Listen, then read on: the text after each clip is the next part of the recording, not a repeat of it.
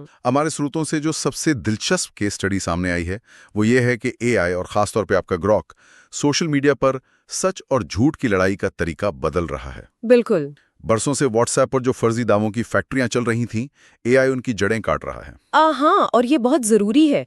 सभ्यता को बचाए रखने के लिए सच का होना, मतलब एक कॉमन ट्रूथ का होना बहुत जरूरी है। श्रोताओं को मैं यहाँ डेटा से कुछ सीधे उदाहरण देना चाहूंगा। हाँ, बिल्कुल दीजिए। जब यूजर्स ने ग्रॉक से एक बहुत ही पोलराइजिंग सवाल पूछा कि क्या आरएसएस ने भारत के स्वतंत्रता संग्राम में योगदान दिया था, तो एआई ने बिना किसी गोलमोल बात के ऐतिहासिक तथ्यों के आधार पर सीधा जवाब दिया कि नहीं, उनका रोल न के बराबर था। एग्जैक्टली। यहां तक कि एआई ने गोलवॉल्कर की किताब बंच ऑफ थॉट्स के स्पेसिफिक पन्नों का हवाला भी दिया। वाओ। इसी तरह जब सोनिया गांधी के बार डांसर होने की पुरानी अफवाह के बारे में पूछा गया तो ग्रॉक ने तुरंत साफ किया कि ये महज एक झूठी अफवाह है। और यही उसका काम है। अब यहाँ मैं श्रोताओं को एक बात बिल्कुल स्पष्ट कर दूं, हम इस चर्चा में किसी राजनीतिक दल, चाहे वो वामपंथी हो या दक्षिणपंथी हो, उसका ना तो समर्थन कर रहे हैं और ना ही विरोध। बिल्कुल सही कहा। हम सिर्फ इस बात का विश्लेषण कर रहे हैं कि एआई का डेटा मॉडल इन भारी राजनीतिक सवालों को कैसे हैंडल करता है, ओपिनियन और फैक्ट्स के बीच का जो अंतर है उसे कैसे देखता है। तो मेरा सवाल आपसे ये है कि एआई को कैसे पता कि सच क्या है? क्या वो सिर्फ इंटरनेट पर मौजूद व्हाट्सएप फॉरवर्ड्स और ब्लॉग्स को पढ़कर अपना जवाब बना रहा है? नहीं नहीं, बिल्कुल नहीं। और यहीं पर एल्गोरिथम का वेटिंग मैकेनिज्म काम आता है। वो क्या होता है? देखिए, जब हम ग्रुप को ट्रेन करते हैं तो हमारा लक्ष्य एक मैक्सिमम ट्रुथ सीकिंग एआई बनाना होता है। मतलब वो सच की खोज करे। एल्गोरिथम को इस तरह से डिजाइन किया गया है कि वो प्राइमरी सोर्सेज जैसे असली किताबें, पब्लिश्ड रिसर्च पेपर्स और ऐतिहासिक डॉक्यूमेंट्स को बहुत ज्यादा वजन या महत्व देता है। अच्छा। और जो रैंडम सोशल मीडिया पोस्ट्स हैं उनको बहुत कम वेटेज मिलता है।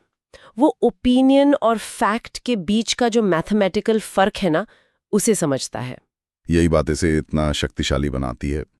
लेकिन हमने डेटा में ये भी देखा है कि कुछ एआई मॉडल्स ऐसे सवालों पर बस हाथ खड़े कर देते हैं। हाँ, मैंने भी देखा है ये। जैसे अगर आप चीनी कंपनी के एआई डीपसीक से कोई ऐसा सवाल पूछें जो चीनी सरकार के खिलाफ जाता हो या सेंसरशिप से जुड़ा हो, तो वो चुप हो जाता है या सीधे एरर दे देता है। बिल्कुल।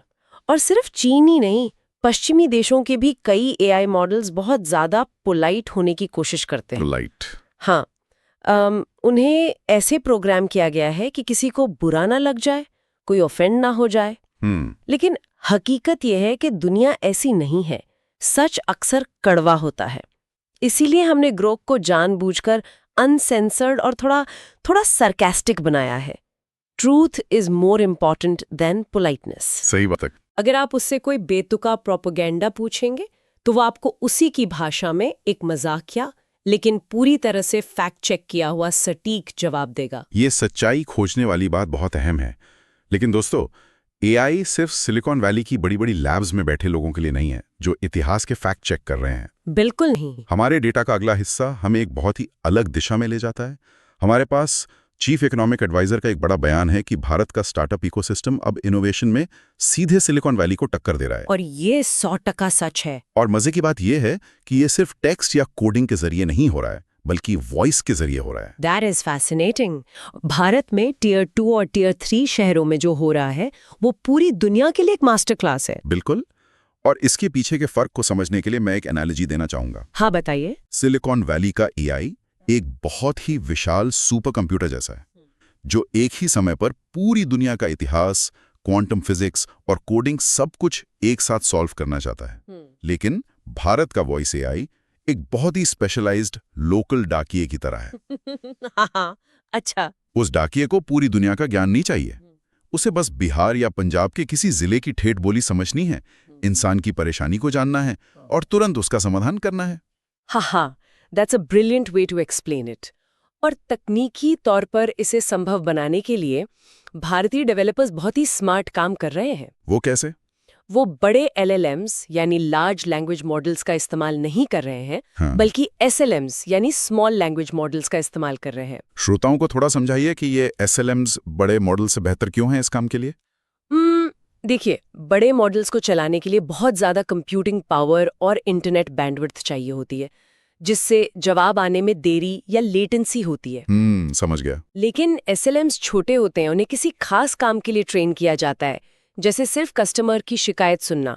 ये सस्ते होते हैं, तेज होते हैं और सबसे बड़ी बात, ये मोबाइल नेटवर्क पर बहुत तेजी से रिस्पॉन्ड करते हैं। क्या बात है। जब आप इसे ASR यानी ऑटोमेटिक स्पीच रिकग्निशन के साथ जोड़ते हैं तो जादू होता है। और ये जादू हम हकीकत में देख रहे हैं। रिपोर्ट्स के मुताबिक मेक माई ट्रिप का मायरा बॉट अब लोगों से इंग्लिश में बात कर रहा है। मीशो जैसी कंपनी रोजाना 60,000 ग्राहकों की समस्याएं AI वॉइस बॉट के जरिए सुलझा रही है। और इसमें जो सबसे इम्प्रेसिव इंजीनियरिंग है वो है बार्जिन मैकेनिज्म को हैंडल करना। बार्जिन मतलब जब इंसान बीच में ही AI की बात काट देता है। एग्जैक्टली। इंसान एक सीध में बात नहीं करते, हम